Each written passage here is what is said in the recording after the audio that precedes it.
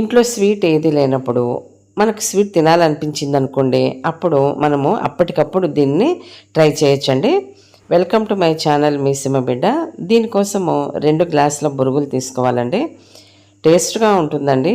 ఈ స్వీట్ చాలా తొందరగా కూడా అయిపోతుంది. స్టవ్ కూడా పెద్దగా వాడాల్సిన పని లేదనమాట. 2 గ్లాసుల బొరుగులను తీసుకొని కొద్దిగా జీడిపప్పు కూడా వేసుకోవాలి. ఇప్పుడు స్టవ్ వెలిగించి ఈ ప్యాన్ని స్టవ్ మీద పెట్టేసి లో ఫ్లేమ్లో 2-3 సెకండ్ల పాటు వేయించండి. కొద్దిగా వేడి తగిలితే బొరుగులు చక్కగా మిక్సీ అవుతాయన్నమాట. బాగా మెత్తగా వస్తుందన్నమాట పౌడరు. ఇట్లానే వేసినామనుకోండి కొంచెం బరకగా వస్తుంది పౌడరు.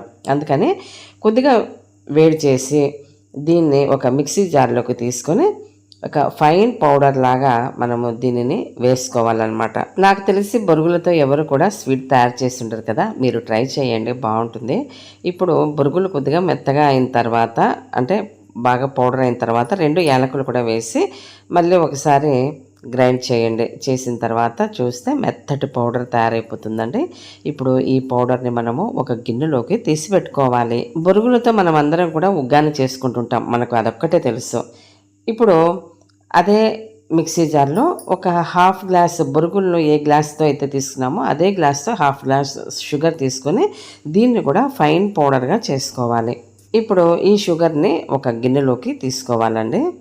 షుగర్ మొత్తం కూడా వేసేసుకోండి. హాఫ్ గ్లాస్, మనం 2 గ్లాసుల బొరుగులు తీసుకున్నాం కదా, అందుకని హాఫ్ గ్లాస్ షుగర్ అయితే బాగా సరిపోతుంది. పాలు వేసుకునేటప్పుడు మాత్రం చాలా జాగ్రత్తగా, చాలా తక్కువగా వేసుకోండి. ఎందుకంటే షుగర్లో పాలు కలిసినప్పుడు అది చాలా జోరుగా అయిపోతుంది. అందుకని ఒక 2-3 స్పూన్ల లాగా వేసుకొని తర్వాత కలిపి ఈ పిండిని కూడా కలిపి చూడండి. ఒకవేళ మనకు ఈ బొరుగుల పొడి ఉంది కదా, ఇది వేసి కలిపేటప్పుడు మనకు గట్టిగా అనిపించింది అనుకోండి, మళ్ళీ ఒక చుక్క పాలు వేసుకోండి. అంతేగాని ముందుగానే పాలు ఎక్కువ వేసుకుంటే మాత్రము ఇది చాలా జోరైపోతుందండి.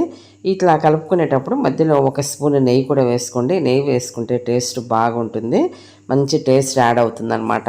ఇప్పుడు దీన్నంతా కూడా బాగా కలిపేస్తే అది మెత్తటి పిండిలా చపాతీ ముద్దలాగా వచ్చేస్తుంది. చూడండి, ఇట్లా చపాతి ముద్దలాగా వస్తుందన్నమాట.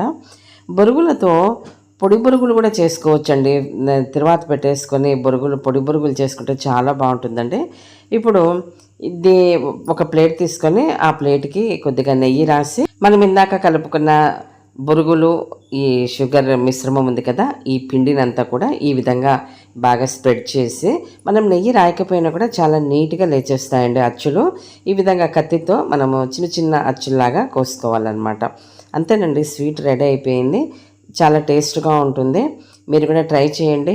ప్రతి ఒక్కటి కూడా ట్రై చేయాలి. ఒకవేళ మనకు అది నచ్చింది అనుకోండి పదే చేసుకోవచ్చు, నచ్చలేదనుకోండి అక్కడితో వదిలేయచ్చు. అయినా ఒక సామెత ఉంది కదా, జిహ్వకో రుచి పుర్రకో బుద్ధి, పుర్రకో బుద్ధి జిహ్వకో రుచి అనే ఒక సామెత ఉంది కదా. ఎవరికి ఏ రుచి నచ్చుతుందో చెప్పలేం కదా. అందుకని ఒకసారి ట్రై చేసి మీకు నచ్చితే మళ్ళీ చేసుకొని తినొచ్చు కదా.